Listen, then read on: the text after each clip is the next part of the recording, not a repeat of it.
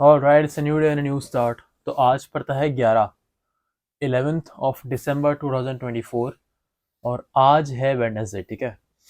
Temperature morning का around 7 degree Celsius है।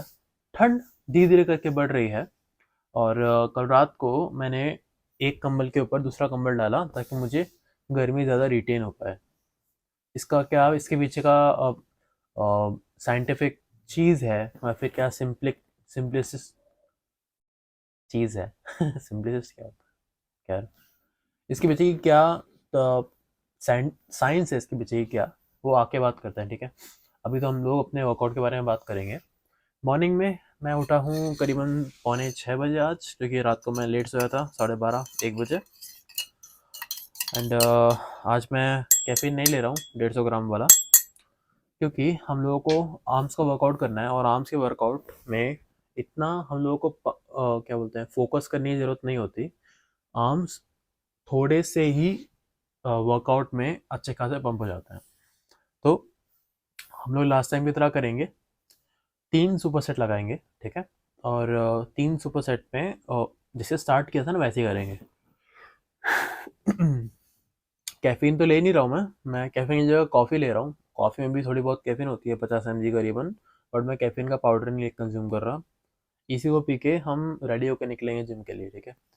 तो एक्सरसाइज की बात कर रहा था मैं, एक्सरसाइज की। और एक्सरसाइज में मैं स्टार्टिंग जैसे वार्म अप बोलते हैं ना, वार्म अप तो मैं थोड़ा सा पुलअप्स और ट्राइसेप्स पुश डाउन वगैरह लगा लूँगा। ठीक है।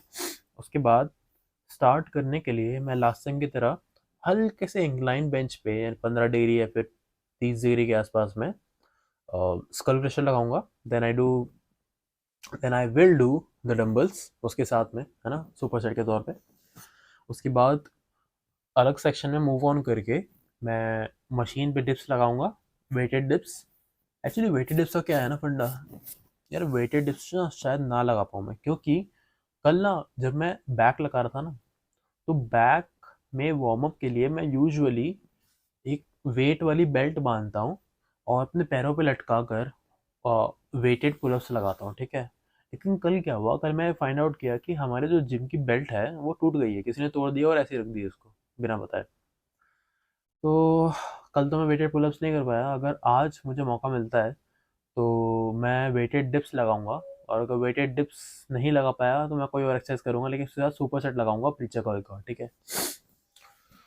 तो सेकेंड एक्सरसाइज रहेगी हमारी super set of 1 triceps push down and another preacher call. ठीक है। थर्ड रहेगी हमारी एक्सरसाइज बैक टू बैक वाली, और वो बहुत फोड़ने वाली एक्सरसाइज होती है आर्म्स को। उसमें क्या करेंगे हम लोग, हर चीज़ सेटअप करने के बाद पहले सबसे ऊपर लगाएंगे केबल को, पुश डाउन करेंगे। जब हम लोग थक जाएंगे तो नीचे लगाएंगे केबल को, फिर कर्ल्स करेंगे, देन ऊपर देन नीचे, देन ऊपर देन नीचे, ऐसे करते करते हम लोग अपना सारा सेट खत्म करेंगे until we can't move any more, है ना। We can't move our hands any more. ठीक है। फिर थोड़ा सा फ्लेक्स करके घर आ जाएंगे, है ना। इसमें रीड बिटवीन द लाइंस ये होती हैं कि मैं जाने के बाद 10 या 20 मिनट वॉक करता हूँ और निकलने से पहले भी 10 से 20 मिनट वॉक करता हूँ, तो करीबन मेरी 40 मिनट की वॉक हो जाती है रोज़। और 40 मिनट में मुझे 300 कैलोरीज करीबन खर्च हो जाता है ओवरऑल। अब थोड़ी सी ठंड बढ़ गई है ना, मतलब कि टेम्परेचर डाउन हो रहा है। और तो मैंने अपना जो सर्दी वाला जैकेट होता है वो तो निकाल लिया है, तो वो पीछे रखा हुआ जैकेट, उसको पहन के मैं निकलता हूँ सुबह अभी। ठीक है। ज़्यादा थॉट्स तो आ नहीं रहे हैं क्योंकि माइंड अभी तक उठा नहीं है ढंग से। आने के बाद ढंग से बात करते हैं। ठीक है। कि कैसे, भाई कैसे असली में हमारी बॉडी के ऊपर हम लोग कुछ लगाते हैं तो कैसे हम लोगों को गर्मी महसूस होती है, इसके बारे में बात करेंगे। ठीक है। बेसिक साइंस का फंडा है ये, शायद छठी क्लास में पढ़ाया होगा किसी ने, है ना। चलो इसको कॉफी को खत्म करता हूँ, मैं निकलता हूँ। Bye. Skull crusher and super set dumbbell.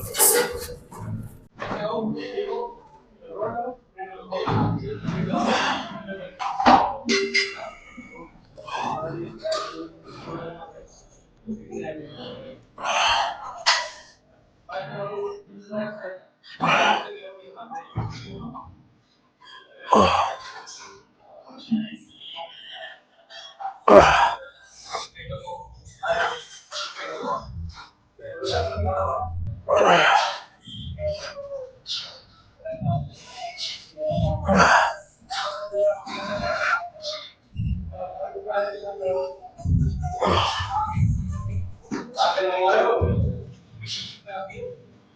Okay.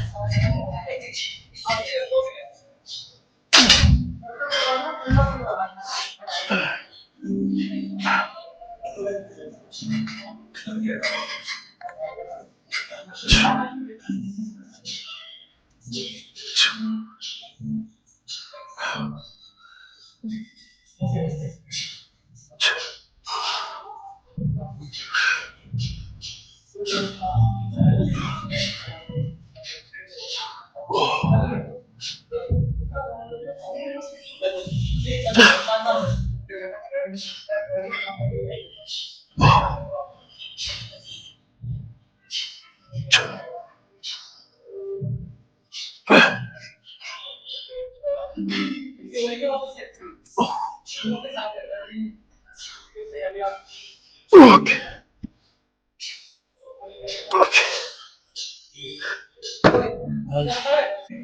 All right. Second set. Well rested. Let's go.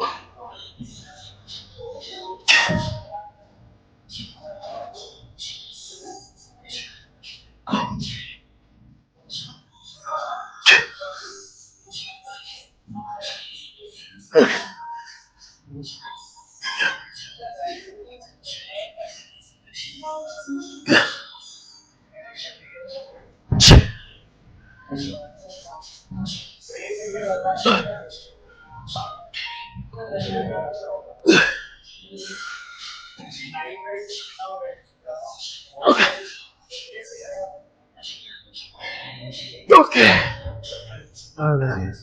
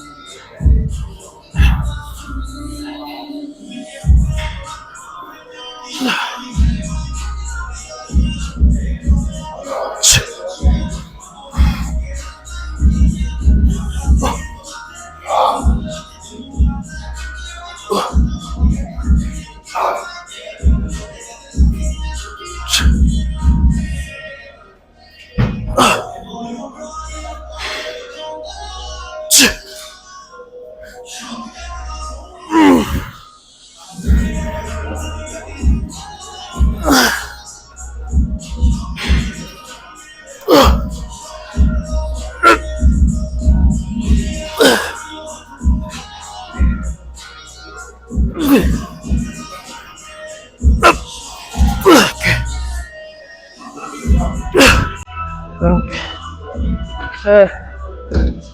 Let's move.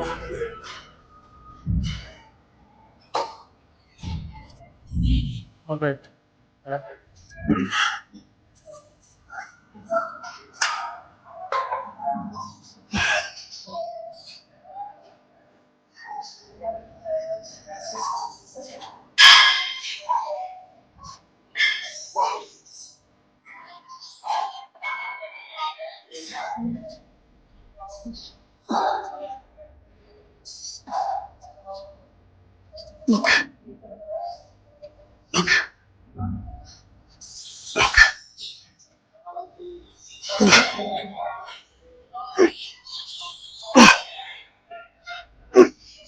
Okay.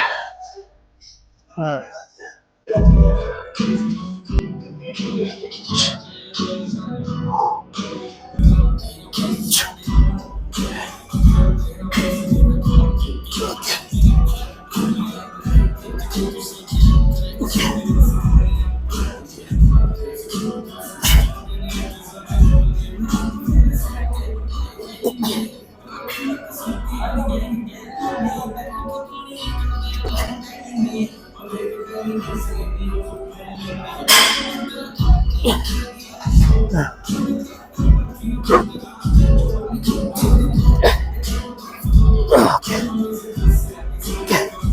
Okay. Same weight. Make complete. All right. Second set. 15 kilo बराबर.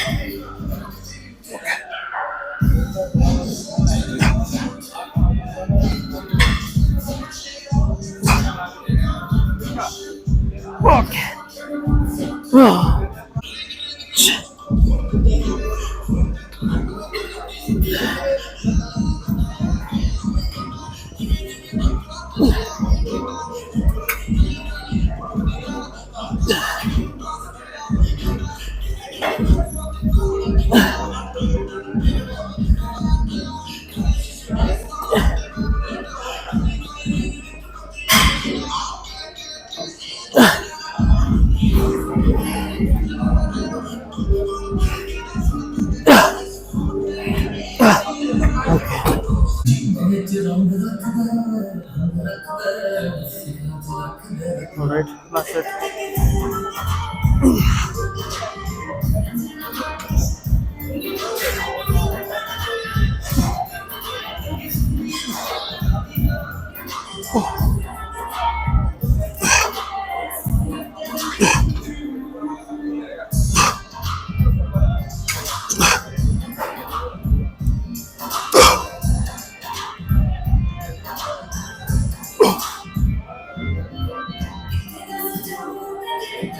Okay. All right.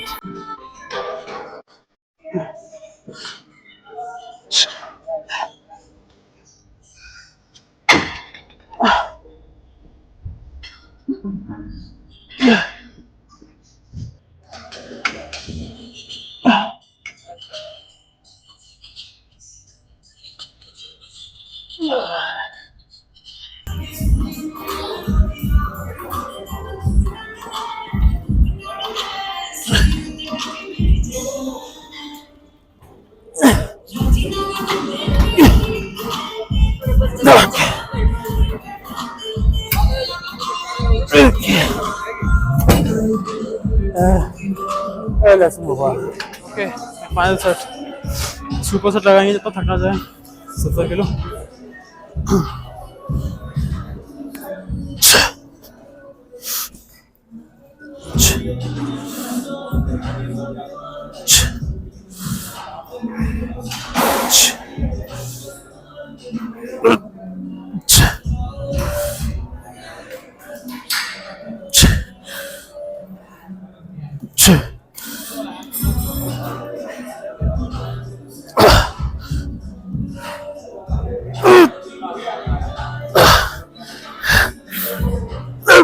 Okay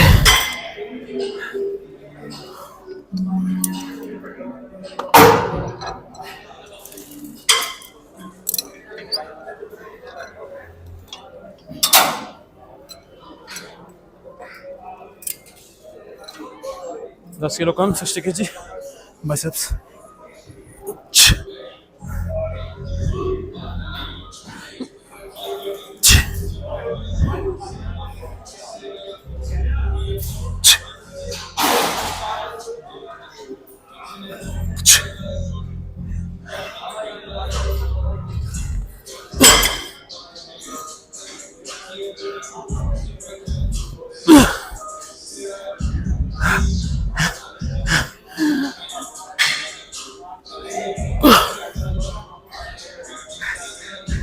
Good.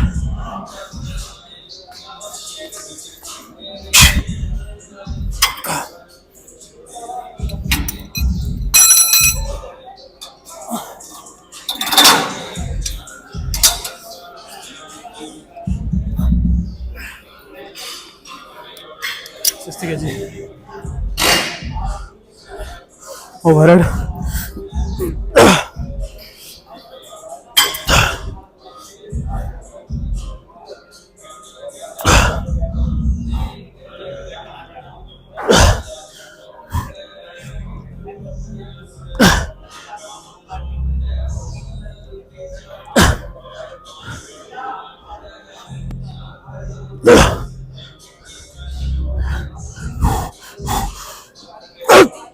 Okay.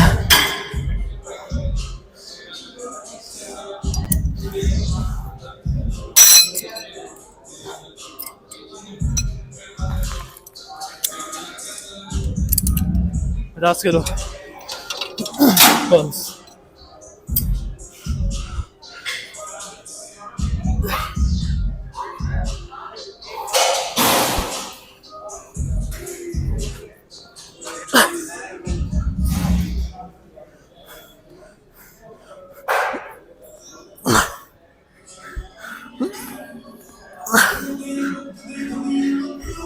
Okay.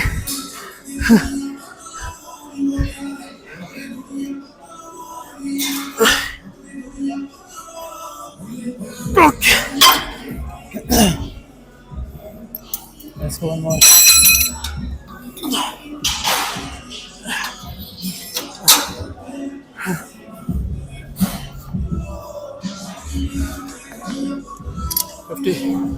Overhead.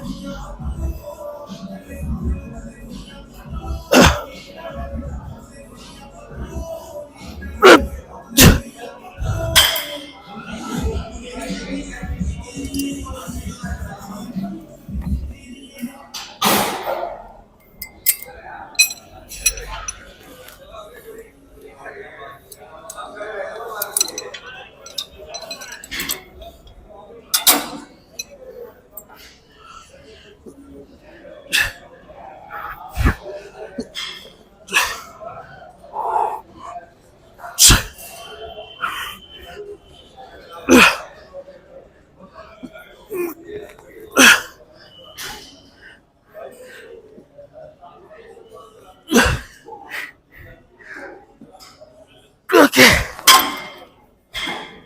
Oh, let's go one more.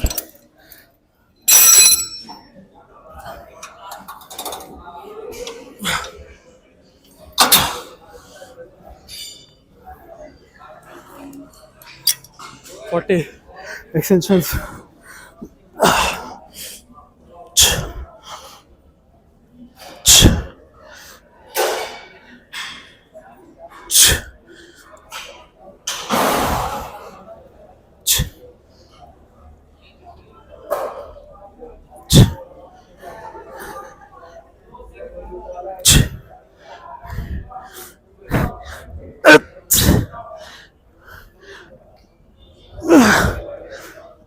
Okay.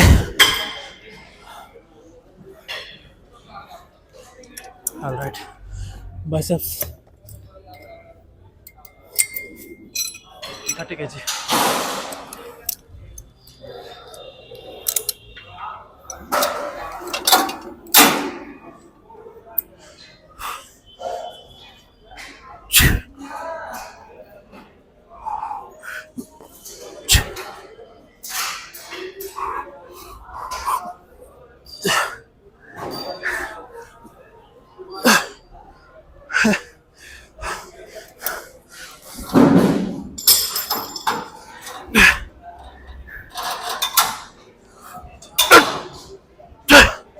Okay, खत्म करते हैं.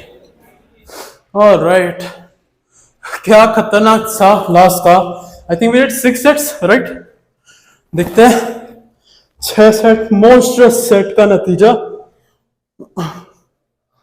Okay,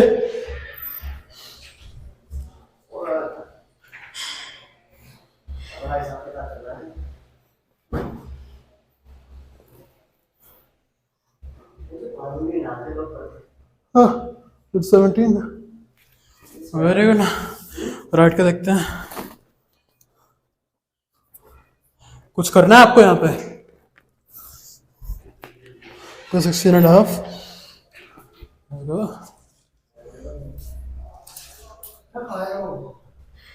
Alright, let's see.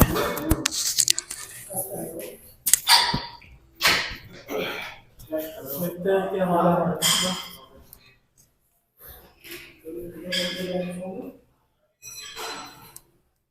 6 sets थोड़े खतरनाक थे. Let's see.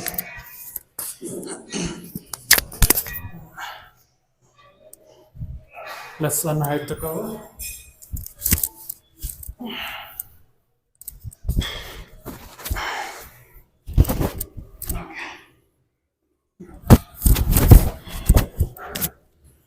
Alright. तो बढ़िया ना. Okay, side chest.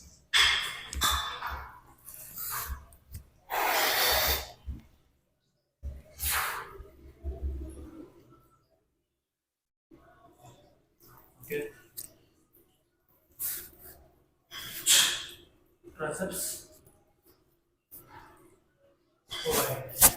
ये जो लाइन है नुकेली होके यहाँ पे ज्वाइन कर रही है, और ये नस नहीं है, इसे तो मसल डायरेक्ट कोनी की हड्डी में मैच हो रही है. फोरआर्म्स भी बन रहे हैं धीरे धीरे, और ट्राइसेप्स के लॉन्ग हेड पे स्ट्रेचेस आने शुरू हो गए. I hope it is visible.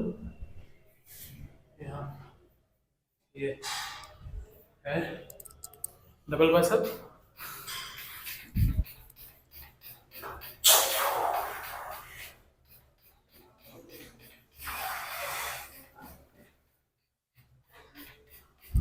Double bicep तो हमेशा रहा है अच्छा. बैक से करते हैं.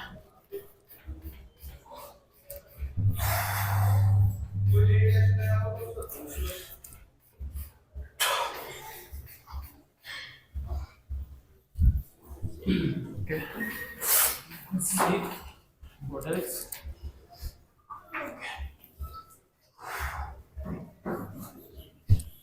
ठीक है. ऑलराइट ऑलराइट, सिंगल बाइसेप देखते हैं.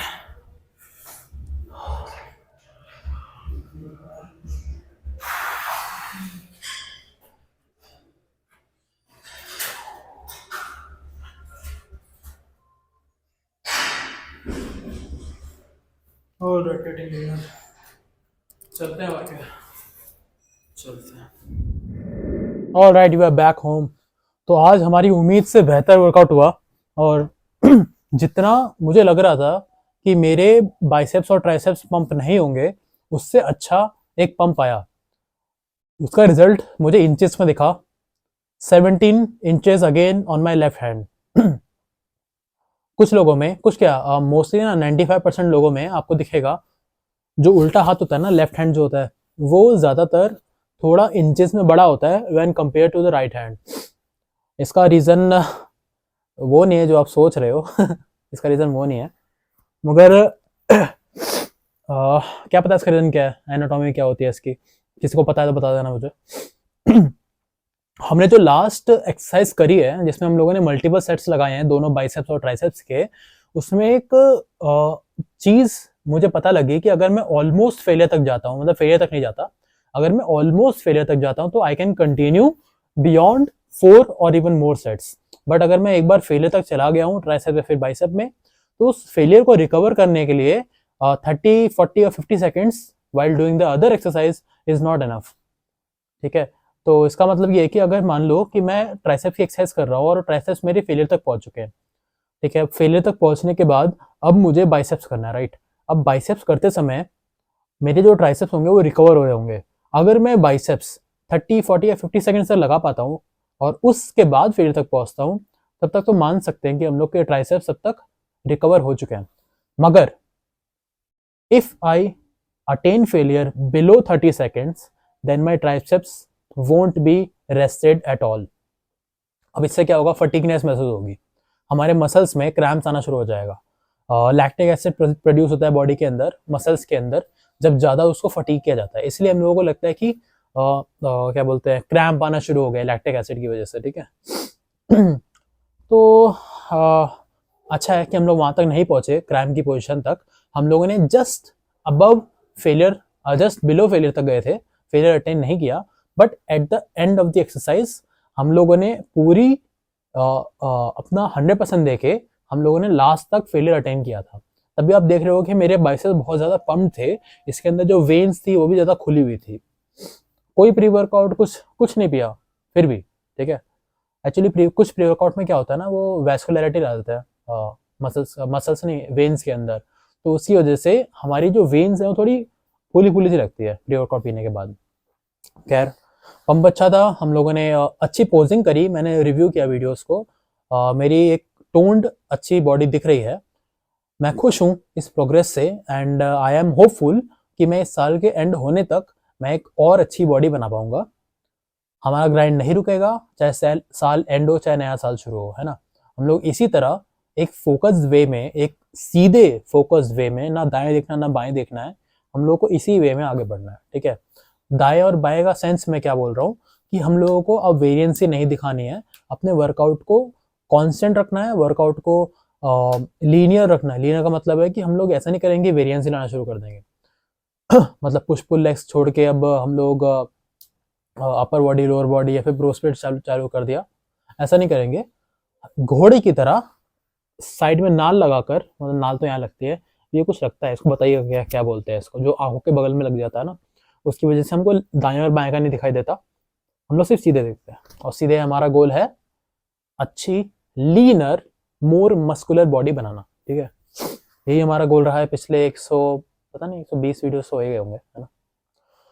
तो बहुत बढ़िया चल रहा है हमारा। एंड प्रोटीन का गोल, कल पता है मैंने क्या खाया था, कल मैं अंडे नहीं खा पाया था, तो मैंने 100 ग्राम बड़ी ली थी और उसको मैंने पीसा था विद आटा, और फिर आटा मतलब रेगुलर आटा, ग्रेन वाला आटा जो होता है, और फिर उसकी रोटी खाई थी विद आलू।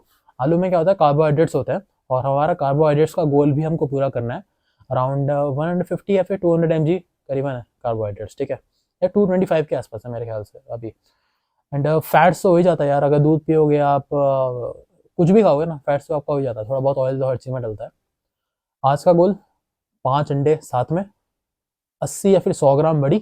100 ग्राम बड़ी पता है आपको कितने की पड़ती है? 10 रुपए की, बस 10 रुपए की। और उस 100 ग्राम बड़ी में हमको कंप्लीट प्रोटीन मिलता है विद 52 ग्राम्स ऑफ प्रोटीन। आप बिलीव नहीं करोगे, दूध के कंपैरिजन में वो काफ़ी सस्ता और काफ़ी अच्छा है।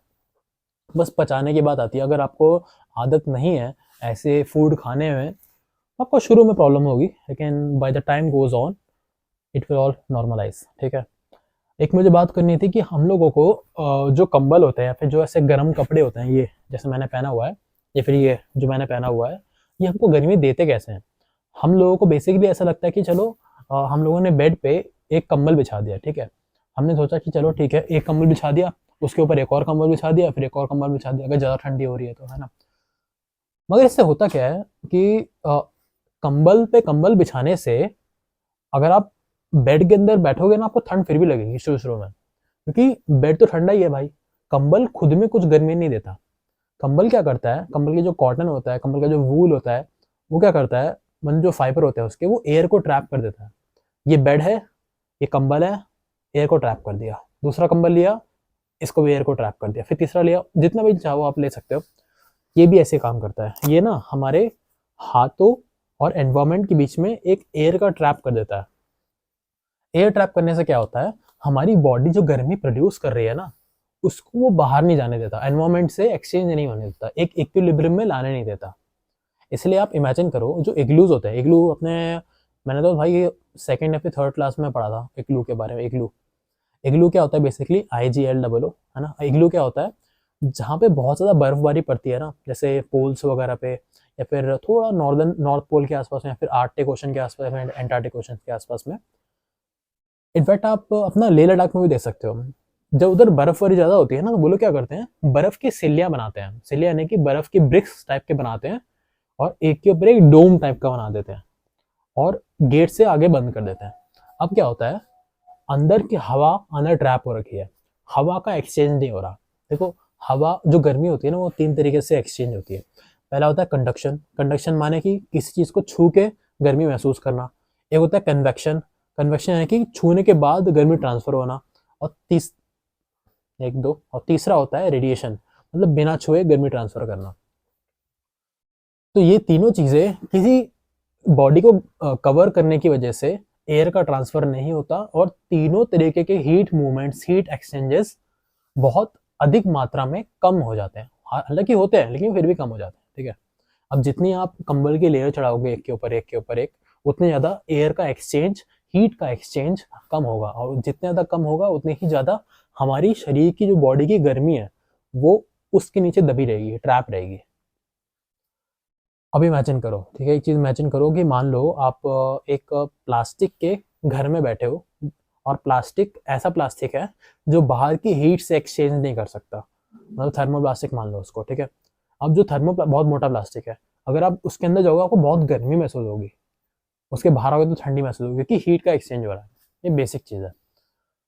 हमें ठंडी इसलिए नहीं लग रही, मान लो सर पे भी नहीं लग रही, हाथ पे भी नहीं लग रही, बॉडी पे नहीं लग रही, क्योंकि हमने ये मोटा सा पहना है। ये नहीं है कि ये मोटा हमको गर्मी प्रोवाइड कर रहा है, ऐसा नहीं है। एक्चुअली क्या है, ये चीज हमारी गर्मी को बाहर के एटमॉस्फेयर से एक्सचेंज होने को ब्लॉक करती है, एक तरीके से, मतलब रोक रही है हमारी गर्मी, हमारी जो सर की गर्मी है, हमारे कान की गर्मी है, इसको रोक रही है एक तरीके से। और आपने सुना होगा, बड़े बूढ़े हमारे हमेशा कहते हैं कि हम लोगों को सर्दियों में अपने जो कान होते हैं ना, ये ढक के रखने चाहिए। ऐसा क्यों होता है, देखो कान का जो सरफेस एरिया होता है ना, वो मैक्सिमम होता है हमारे हेड में। अगर देखोगे ना सरफेस एरिया, इसको कान को खोलोगे ना, जो रिंकल्ड है, इसको खोलोगे तो सरफेस एरिया थोड़ा बड़ा होता है, तो जितना ज़्यादा सरफेस एरिया रहेगा उतना ज़्यादा हीट का एक्सचेंज रहेगा। ये बेसिक प्रिंसिपल है इसका। ये मैं आपको क्या बता रहा हूँ, आपको तो पता ही होगा, है ना, बेसिक साइंस है ये। मतलब कोई भी जो कंबल होता है वो आपको गर्मी नहीं देता, वो सिर्फ हीट को ट्रैप करके रखता है, बेसिक चीज़ है ये, ठीक है। तो जैसे जैसे अभी सर्दी बढ़ रही है NCR एरिया में, वैसे वैसे मुझे लगता है कि लास्ट ईयर क्या बोलते हैं, कितना नवंबर में शुरू हुई थी सर्दियाँ, अब तो दिसंबर में शुरू हो रही हैं। तो लास्ट टाइम मार्च में सर्दियाँ खत्म हुई थी, इस बार मुझे लग रहा है कि मार्च के लेट तक जाके गर्मियाँ खत्म होने वाली है। तो थोड़ा बहुत टॉपिक था, ये बात कर लिया हमने, और तो कुछ है नहीं बात करने के लिए। कल मिलते हैं, कल लेग्स है, मॉर्निंग में मिलते हैं, ठीक है। चलिए बाय।